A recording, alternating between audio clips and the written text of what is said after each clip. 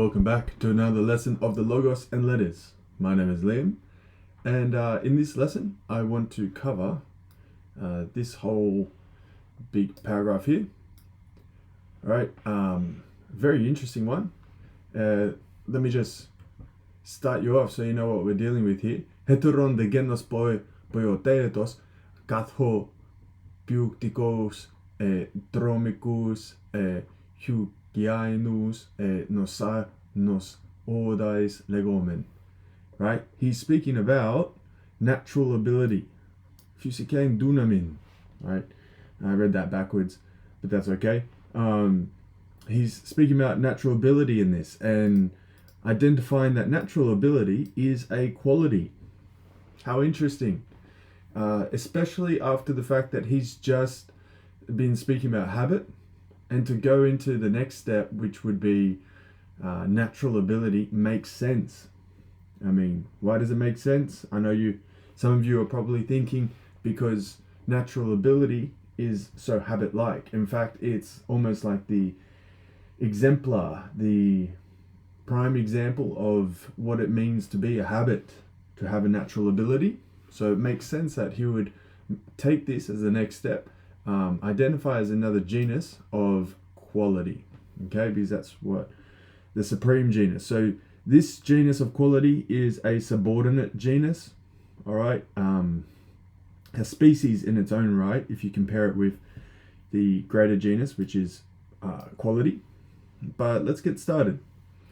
Heteron de genos poiotetos katho piukticus, a dromicus, a Hugianus, nos ordais legomen. So he gives us some examples here, like being hail we looked at before, and you might recognize nos ordais from before as well. That's like ill, but I've got some new ones as well. This is an interesting one, dromicus, which is runner. Okay, so we can imagine if you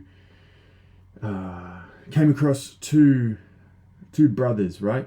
One was a runner and one was a fighter, right?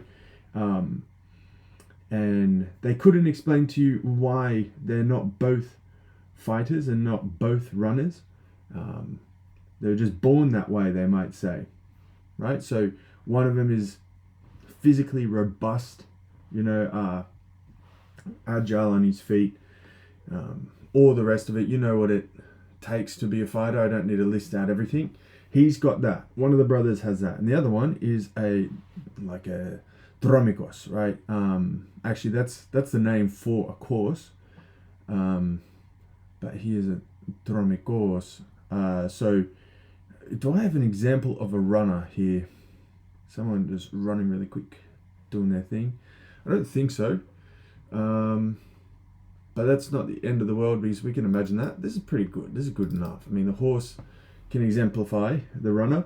So it's a quality. It's a type of inborn natural ability that we have. Now, for the theist, for anyone really in the Abrahamic faiths that we have, the three which are identified as Judaism, Christianity, and Islam, this particular quality and this subordinate genus of natural ability is intimately linked with vocation and purpose. Okay, so none of those religions that were just listed ever say that a person is just put on the earth for no reason or just randomly. The person is put on the earth with a particular talent, or sometimes multiple talents, and a particular calling to do something, and it's their duty to discern what that is and then to do it, to achieve excellence in that thing. Now it might sound like that they're destined to do nothing other than that one thing, but that's not true. Anyone who knows the satisfaction of mastering something, whether it be something like juggling a soccer ball or juggling things with their hands or doing a backflip, they know that they can then combine that thing that they've mastered with other things to make it more interesting and new and novel and creative and valuable. So that's just a little side note, anecdote on that. Okay, so they might consider that this child is a prodigy and has an inborn natural ability for arts, specifically painting, right? And they're all admiring the fact that the youngest of them is so very talented at painting. I don't know, I'm just making that up. So let's continue on. Kai haplos hosa kata dunamin fusikain, right? So ability or power or even capability, and nature, so natural ability, or adunamian, right? So adunamian is the opposite. So dunamian is inability is spoken of. So your inability to do something, connecting with that anecdote before, would be a mark of providence. You weren't meant to be good at that thing, okay? And you weren't, so if you were a sickly person, right, that's like an inability, but it's also a sign that you actually were, in the scheme of providence, meant to be sickly. I know that's strange, but that's how the logic works, so it needs to be said. Ugar toi kaistai ge pos hekaston ton toyoton boyon legatai. So like qualities, but toi dia kaistai. This word here, dia kaistai, might actually be familiar too. It's related to these sorts of words here. Is there another one? I'm not going to take too much time looking for it, but it means in the state of being disposed, or in the state of being inclined, right? So dia kaistai can be translated as like to be disposed or to be inclined, or you can just translate it, because it's an infinitive, as being inclined or being disposed. Doi, the dative article there, gearboss hekaston ton toyuton, right? So in some way being disposed to each of these various things.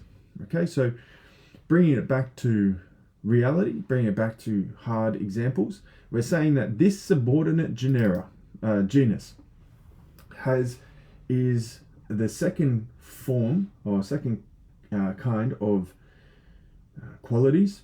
They are to do with inability and ability, natural ability.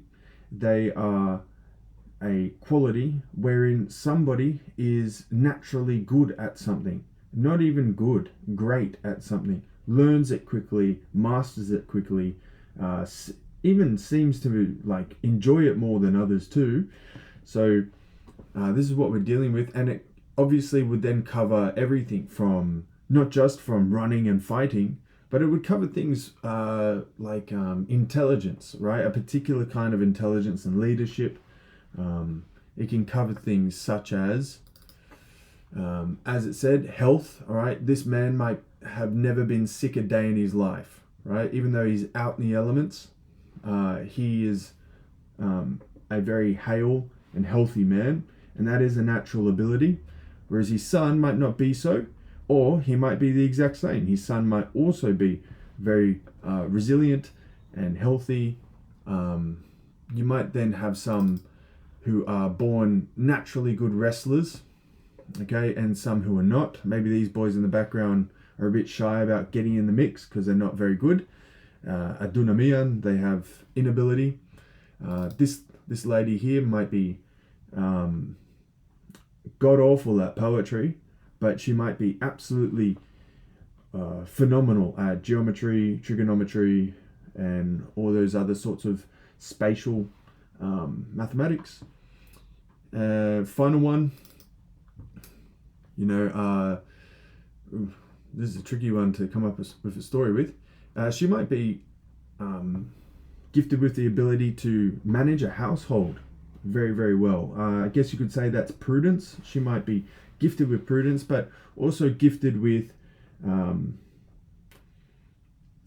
something else. I don't know, something to do with her personal life. It's hard to imagine a story for her, but you get the point. And inability too is in this category. So in this genus. So also, if you have an inability with things, this man might have an inability to count, right? He might have some just natural inability to keep numbers in his head, so he can't count well, and that's just, another form of this. That's a quality. He has a natural inability to be healthy. He is a sickly man, okay? That's his quality. What's another quality that might be had? A natural quality. Even things like a natural inability to remember orders. All right, so he's lost now. He was meant to meet up at a time, but he forgot.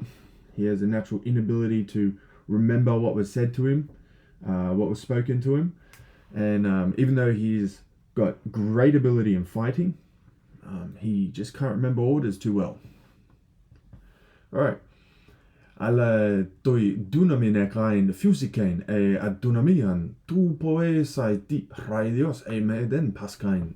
Right, so he's given a clarification of what he really means by this, and so, but the ability, having the ability, the natural ability that is, or inability of doing poe sai ti raidios easily, or just not suffering in the process, right? May then paskain, suffering or rather just not suffering. But it can also be taken with the idea of suffering if you do it for inability. So let me explain those two just real quick, just 1 minute each. This man might find that calculating the position of the stars, right? The bear, the wagon, the whatever you might want to think about. He could do that very easily, right? It takes him hardly any effort. He gets it done in a fraction of the time other people do it. And he doesn't suffer, confusion. He doesn't suffer frustration or embarrassment while he does it. He doesn't suffer anything. He just gets it done. That's a natural ability and mastery. Although those two things can be different. And then, on the flip side, he might suffer when he does other things. He might be naturally a sickly man, so he has pain in his joints. So when he goes walking, like he does late at night, to observe his stars and his moon, he suffers quite a lot while he walks and ambles around and enjoys the view of the firmament. So you can see how it's both ways. If you don't suffer while you're doing something, that's a sign of mastery or natural ability. If you do suffer while you do something, that's a sign of inability or ineptitude in a way. I'm just using ineptitude as the contrary to mastery, or ignorance you could use. Weon pyktikoi dromikoi utoi diai kaistai pos legontai alatoi dunamenachain fusikain tu poesai ti raidios. Right, so these athletes that we're speaking about, like fighters and runners and whoever else you want to think about, warriors, soldiers, knights, right? If they can do all that very well, right? Do that thing really well, easily, raidios, then they have the natural ability, of course, right? They're disposed, right? But they're not disposed if it's the contrary, okay? So I think we've got that cleared right up. Let me just get rid of some of this. This is getting a little bit messy at this point. Now, I think we've covered that point. I don't really need to keep going on about doing things easily or suffering. Those are the big testers. That's the diagnostic kit that we should just take up. So hugiainoi de legontai toi dunamenakain fusikain tu meden paskain. Right. So a healthy person, a hale person, is said as having the ability, having the natural ability of not suffering. Hypoton tukonton raidios. Chances of fate. That's how the slings and arrows of outrageous fortune, as Shakespeare would say. So this can also mean, interestingly enough, ton tu konton, hypoton tu konton, like people who happen to come by, or people that happen to chance to come by. But I think it's events, what he's trying to say. And so a healthy person can like go on an adventure and return, if you know what I mean. They can set out at sea, and the events such as disease and whatnot won't bother them as much, not easily, that's for sure. So I think that's the point. But also it could mean, if it does mean people, that does make sense too. I mean, a healthy person can encounter others and be sure that his body is robust enough to face a confrontation or accidents that might happen. So you can see how these two people here are working together, and a healthy person doesn't really have to worry too much about his back just randomly slipping a disc, especially if he is in his prime, if he's between 25 and 35, let's say, or 40, because modern medicine and diet and all that is increasing that like span and scope, so he doesn't have to worry about his knee or his back just suddenly slipping. So I guess it could mean both things, but I'm not entirely certain which one, so I just addressed both. Nosodais detoi adunamian ekain fusikain tu meden paskain radios hypoton tu konton. So the opposite is that the sickly people have the inability, natural inability of avoiding this. So they suffer easily, paskain radios, right? By either the people or the events that they encounter. So a sickly person boards one of these ships and is destined for newly discovered Havana or some Spanish colony out in the Americas, okay, and he comes in contact with malaria. Okay, he's all but done for. If he spends too much time on board, he gets really stiff and sore and sick and all these other things. You get the image, you get the idea. So let's continue on. Homoios de tutois kai to skleron kai to malakon echai. Right, for the modern Greek audience, I understand that this word can be a sensitive one for you, especially considering that in the plural, nominative and accusative, it actually ends with an A, this word. I know that wasn't an A, that was some blobfish that I just drew. An A, okay, so an alpha. But in Attic Greek, it just means soft. So the hard or the durable and the soft, okay? In fact, in the Koine Greek, you'll find M-A-L-A K or ki and alpha, and it comes from the words of the mouth of Jesus himself when he's describing the soft things that the Pharisees and whatnot were. Tomengar skleron legetai toi dunamenechain tu me raidios dia raistai.